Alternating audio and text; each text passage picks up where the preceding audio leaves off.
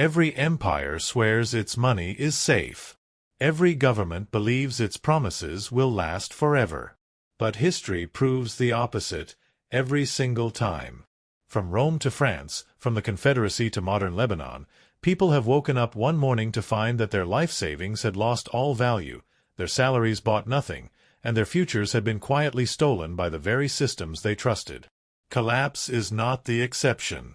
Collapse is the rule. The real question isn't if the system will fail, it's what you'll do when it does. The illusion of permanence is the most dangerous financial mistake. We look at our bank accounts, our national currencies, and believe they're rock solid. But money isn't rock. Money is trust, and trust can disappear overnight. That's why history is both brutal and instructive. Every collapse leaves behind a lesson, a pattern showing what truly preserves wealth and what disappears into dust. And if you look closely, you'll see the same truth. The winners of these disasters were never the ones who trusted the most, but the ones who first began to doubt. Think of the Byzantine Empire, the eastern half of Rome that survived for 1,000 years after the West fell. At the heart of its economy was the solidus, a gold coin so trusted that merchants from Europe to Asia accepted it without hesitation. The global reserve currency of the Middle Ages. And yet, here's the irony. They knew exactly how Rome destroyed its silver denarius. But centuries later, Byzantium repeated the same mistake, this time with gold. They diluted its purity, mixed it with cheap alloys, minted it thinner and thinner. At first, no one noticed. Then trust cracked. What was once the backbone of Mediterranean trade turned into a political lie. As its value fell, its prestige vanished. Byzantium never recovered its old stability. Who survived? Not those holding paper promises or state assurances, but merchants who held real gold or assets abroad. Everyone else watched their money evaporate. The first timeless lesson is this. Governments can never fully resist the temptation to dilute their money. And when they do, real value always flees to what they can't print. But collapse doesn't come only from bad governments. Sometimes, an unexpected blow turns the world upside down. In the 14th century, Europe was struck by its deadliest catastrophe, the Black Death. Between 1347 and 1351, half the population died. Cities emptied, villages vanished, trade routes fell apart. But it wasn't just a tragedy. Because when labor became scarce, it also became priceless. Survivors could demand higher wages. Land and food grew abundant relative to people. Anyone with silver, goods, or simply the ability to work suddenly had immense bargaining power. Lands once considered symbols of wealth became cheap. Houses stood empty, fields unclaimed, a buyer's paradise for the living. And if that sounds familiar, it should. We saw a modern version during COVID. Supply chains collapsed, governments printed trillions to keep systems alive. Once again, those with cash and assets grew richer, while millions living paycheck to paycheck fell behind. House prices soared, stock markets rebounded. But many couldn't even pay rent. History repeated itself.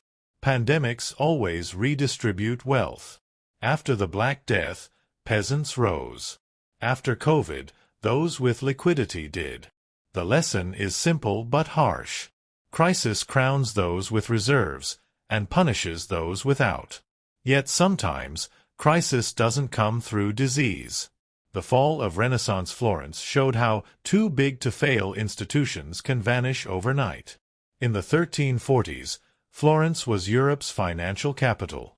Banking families like the Bardis and Peruzzis lent vast sums to England's King Edward III. When he defaulted, the banks collapsed.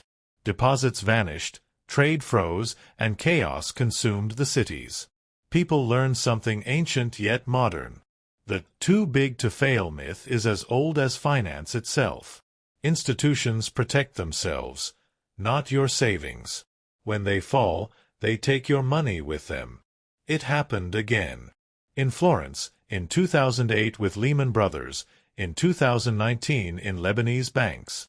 Those who survived were the ones who realized early that the system wasn't unbreakable. The American Civil War proved the same point.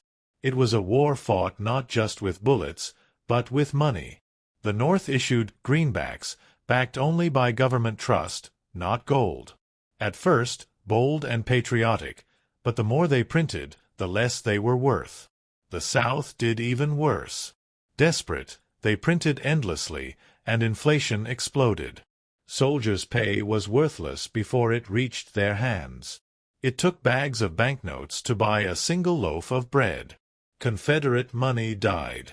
Only real assets survived: land, food, gold.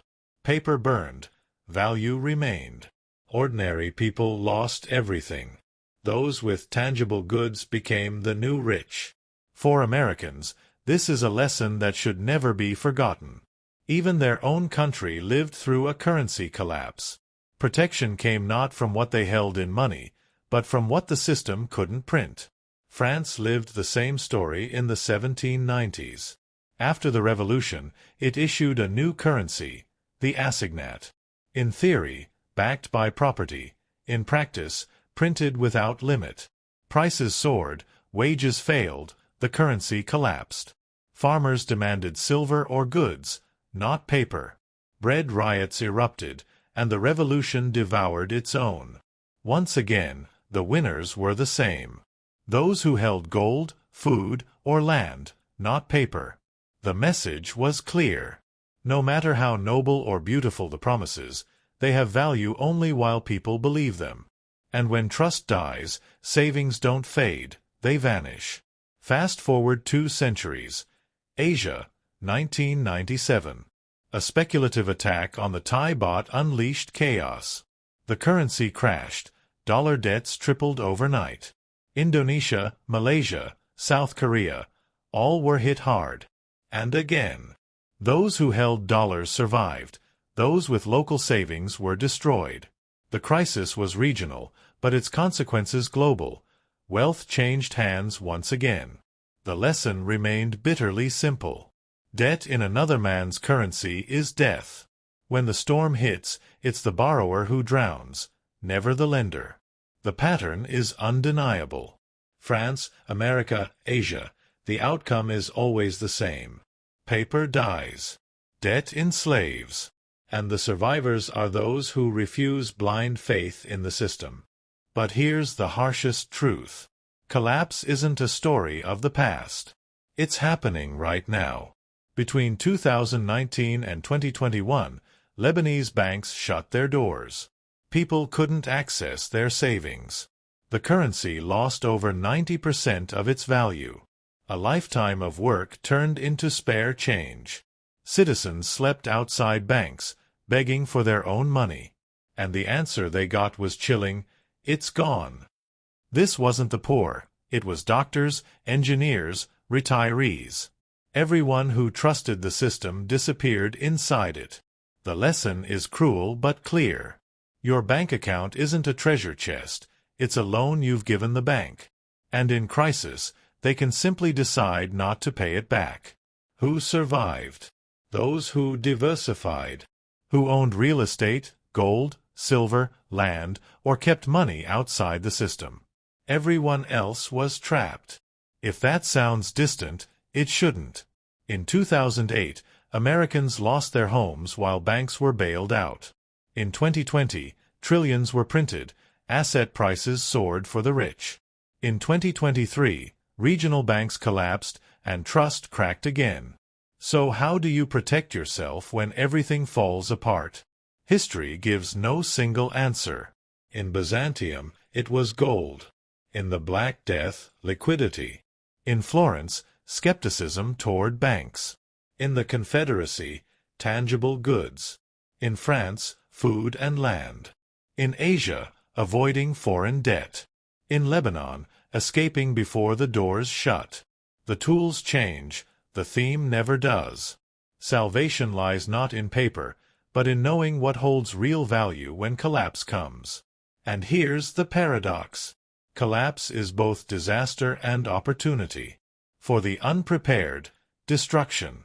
For the prepared, a chance to build new wealth from the ashes of the old. After the Black Death, peasants became landowners. After 2008, those with cash bought foreclosed homes. History whispers the same truth. Protection isn't just defense, it's the ability to seize opportunity. But wealth isn't only what you own. It's also what you can do. The winners weren't just those who held gold. They were bakers who made bread, craftsmen who repaired tools, farmers who tilled soil, traders who moved goods. Those who could produce value. In every collapse, money loses meaning, but production never does. People still eat, live, survive. Those who meet these needs never stay poor. That's the strongest protection. Not blind faith. Not hope that the state will save you. But real assets, real skills. And the understanding that illusions always collapse. Every crisis is a transfer. From the overconfident to the prepared. From paper to substance. From the passive to the productive. History repeats this cycle endlessly. So the question isn't, will everything collapse? It always does. The real question is, when everything falls, will you be left with promises or with something real? History never repeats exactly. But if you ignore it, it will destroy you the same way. And those left holding only words will, as always, disappear into history.